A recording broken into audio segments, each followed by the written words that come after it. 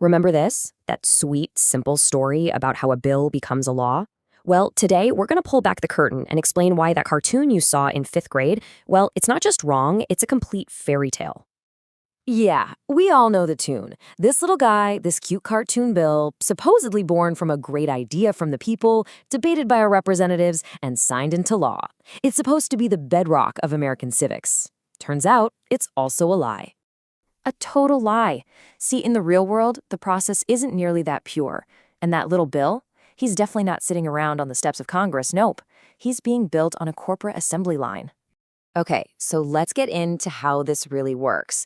Modern lawmaking, especially when you look at the state level, is basically a top-down industrial process.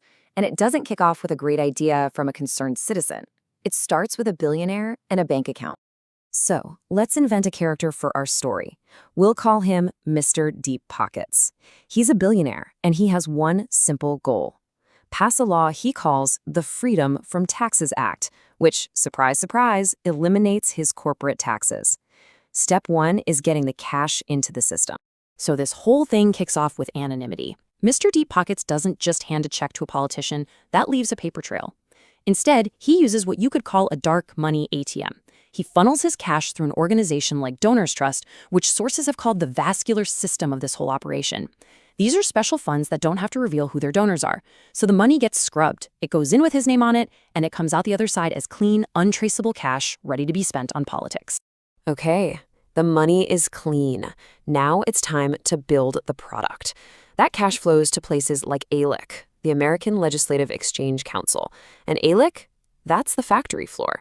It's not really a think tank. It's a corporate-funded bill mill where lobbyists for guys like Mr. Deep Pockets literally sit down in a room with state politicians and write the laws they want to see passed. And you gotta admire the efficiency here. ALEC doesn't just draft up vague ideas. No, it produces model bills. These are pre-written, word-for-word laws.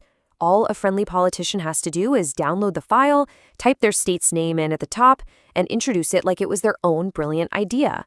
And just like that, the Freedom from Taxes Act is born. So the bill is built, but a product that's made in a DC factory isn't going to sell too well in, say, rural Ohio if it looks like it came from DC. So the next phase is all about marketing. It's about making a national corporate agenda look like some homegrown local idea. They use what's basically a franchise model.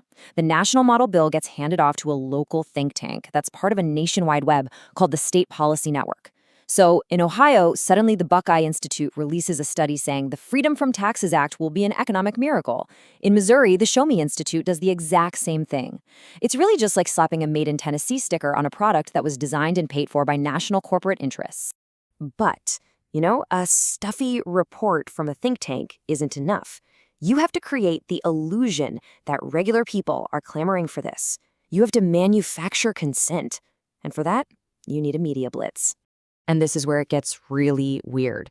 Networks like Metric Media have popped up, creating over 1,200 websites that look and feel just like real local newspapers. The Des Moines Sun, the Peoria Standard. But they're not. They're what's called pink slime journalism, centrally controlled sites that pump out articles praising bills like our Freedom from Taxes Act, creating this phantom army of local support out of thin air. And of course, this whole AstroTurf campaign has gone digital. To get to younger folks, you have firms like Influenceable LLC. They'll pay Gen Z micro-influencers $50 to post a TikTok video.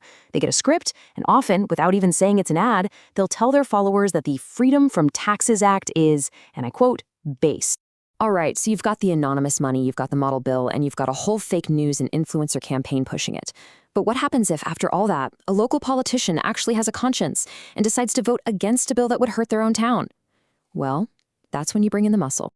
So just imagine a state rep who looks at this bill and realizes that cutting corporate taxes is going to gut the funding for local schools. So they say, no, I can't vote for this. In the Schoolhouse Rock version, hey, that's democracy in action. In the real version, that's when the enforcers show up.